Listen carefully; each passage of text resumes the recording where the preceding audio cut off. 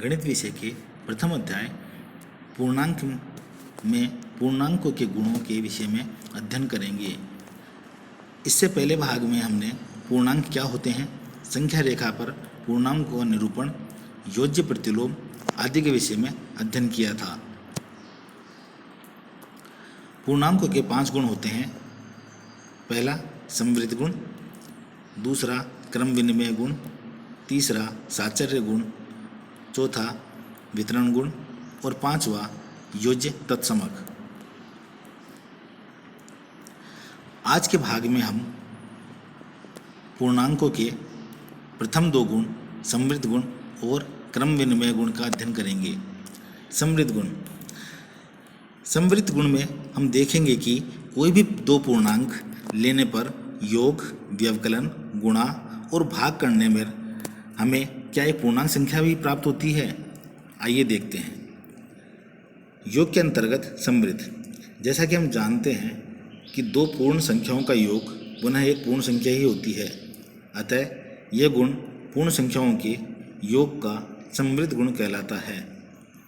किन्हीं 2 पूर्णांकों a और b के लिए a + b एक पूर्णांक होता है। जैसा कि हम देख रहे हैं 2 पूर्णांक 17 और 23, इनका अगर हम योग करते हैं तो हमें एक पूर्णांक संख्या ही प्राप्त होती है। इसी प्रकार से अगर हम कोई ऋणात्मक पूर्णांक ले लेते हैं तो उनका योग करने पर भी हमें एक पूर्णांक संख्या ही प्राप्त होती है। अतः हम कह सकते हैं कि पूर्णांक योग के अंतर्गत समवृद्धि होते हैं।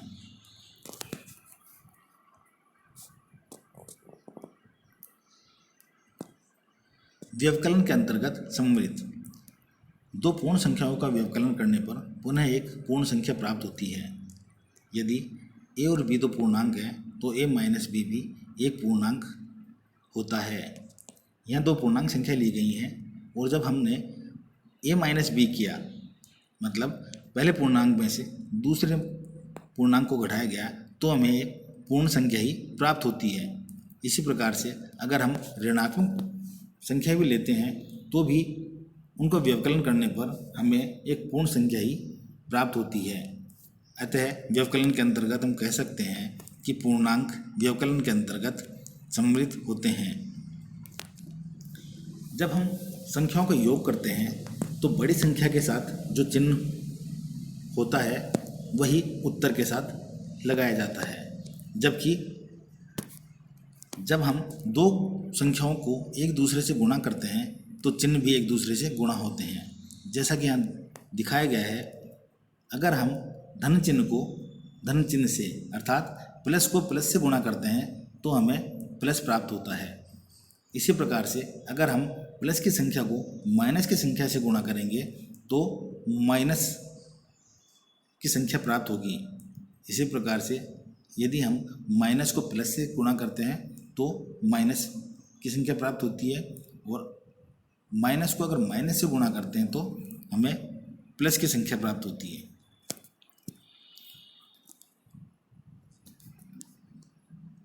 गुणा के अंतर्गत समवृद्धि, जब 2 पूर्ण संख्याओं को गुणा किया जाता है तो गुणनफल एक पूर्णांक प्राप्त होता है। दूसरे शब्दों में पूर्णांकों का गुणनफल एक पूर्णांक ही होता है। 2 पूर्णांक a तथा b के लिए a गुणा b एक पूर्णांक होगा।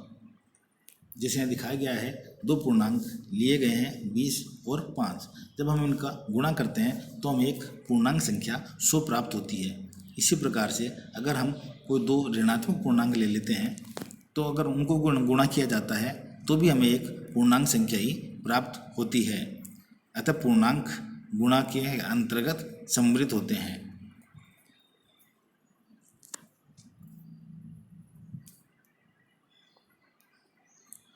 भाग के अंतर्गत समवृद्धि, 2 पूर्णांकों में एक दूसरे का भाग देने पर एक पूर्णांक संख्या प्राप्त होती है। यदि a और b कोई पूर्णांक है तो a भाग b भी एक पूर्णांक संख्या ही होगी। 2 पूर्णांक संख्या ले लें 6 और 3, अगर हम अंक 6 में अंक 3 का भाग देते हैं तो भी हमें एक पूर्णांक संख्या ही प्राप्त होती है। इसी प्रकार से कोई ऋणात्मक संख्या ले लेते हैं तो भी भाग देने पर हमें एक पूर्णांक संख्या ही प्राप्त होगी। अतः हम कह सकते हैं कि पूर्णांक भाग के अंतर्गत सम्मिलित होते हैं। अंत में कहा जा सकता है कि पूर्णांक योग, व्यवकलन, गुणा व भाग में सम्मिलित होते हैं।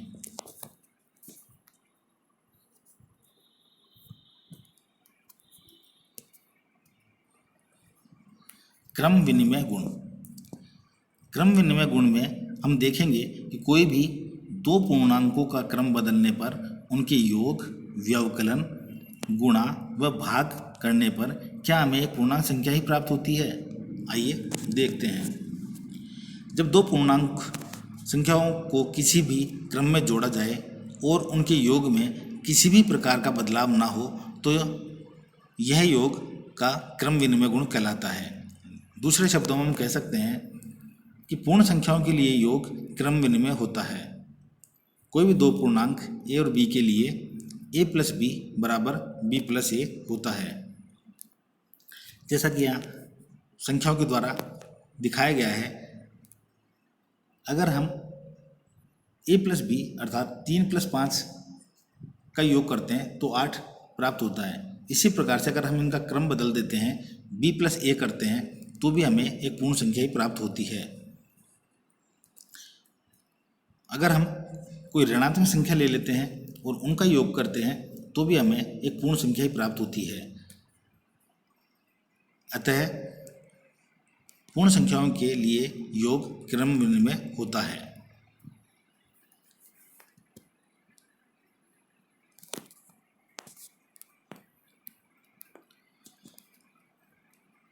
जब दो पूर्ण संख्याओं को किसी भी क्रम में घटाया जाता है तब उनके योग में अंतर आ जाता है। यह व्यवकलन का क्रम विनिमय गुण कहलाता है।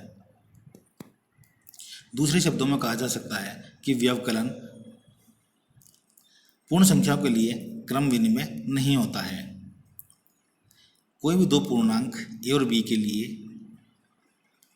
ए बी अगर हम पूर्णांक लेते हैं तो a माइनस बी समान नहीं होता है b माइनस ए के। उदाहरण के द्वारा हम समझते हैं। कोई भी दो संख्या अगर हम लेते हैं, मान लीजिए यहाँ 5 और 3 लिया गया है। 5 में से अगर हम 3 को घटाते हैं तो 2 प्राप्त होता है। यह a माइनस बी की स्थिति है। जबकि अगर हम क्रम बदलते हैं, b माइनस ए करते हैं तो 3 माइनस 5, यहाँ हमको संख्या -2 प्राप्त होती है। इसी तरह से हम यहाँ पर ऋणात्मक संख्याएं अगर लेते हैं तो -8 में से -2 को घटाया जाता है तो यहाँ -6 प्राप्त होता है। जबकि अगर -2 में से -8 को घटाया जाता है तो यहाँ धनात्मक उत्तर प्राप्त होता है 6। अतः यहाँ कहा जा सकता है कि व्यवकलन का क्रम पूर्ण संख्याओं के लिए क्रम विनिमय नहीं होता है।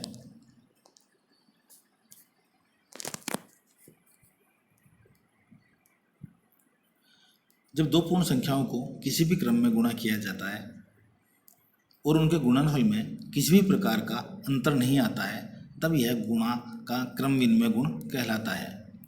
पूर्णांकों के लिए गुणन क्रम विनिमय है, अर्थात किन्हीं दो पूर्णांकों a और b के लिए a गुणा b बराबर b गुणा a होता है।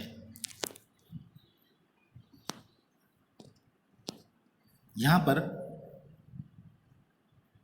संख्या ली गई है a बराबर 3 और b बराबर 4। a गुणा b करने पर हमें उत्तर 12 प्राप्त होता है। अगर हम इनका क्रम बदल देते हैं और b गुणा a करते हैं तब भी हमें उत्तर 12 ही प्राप्त होता है। इसी तरह से अगर हम ऋणात्मक संख्या लेकर के भी यही विधि दोहराते हैं तो भी हमें उत्तर समान प्राप्त होते हैं।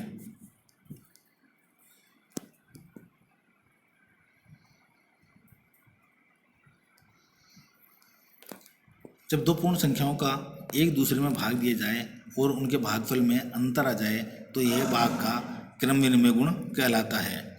दूसरे शब्दों में पूर्णांकों के लिए भाग क्रम विनिमय नहीं है, अर्थात कोई भी दो पूर्णांकों a और b के लिए a भाग b समान नहीं होता है b भाग a के। उदाहरण के द्वारा हम समझते हैं। कि दो कोई पूर्णांक संख्या ले ली 8 और 4।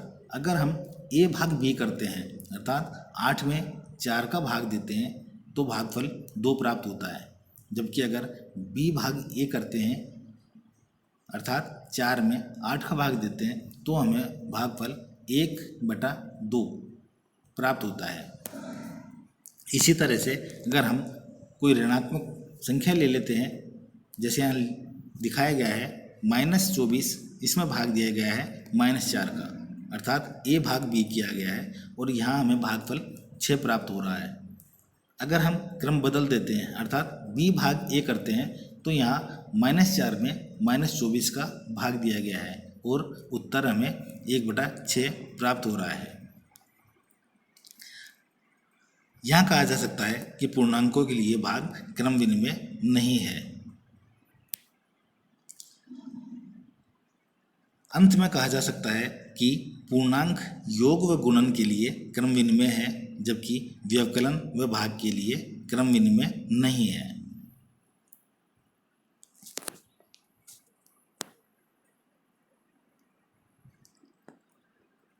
आज के अध्ययन पर आधारित कुछ प्रश्न दिए गए हैं, इन्हें हल करने का प्रयास करें। अध्याय के अंतिम भाग में पूर्णांकों के अन्य गुणों, साचर्य गुण, वितरण गुण व योज्य तत्समक के विषय में अध्ययन करेंगे। धन्यवाद।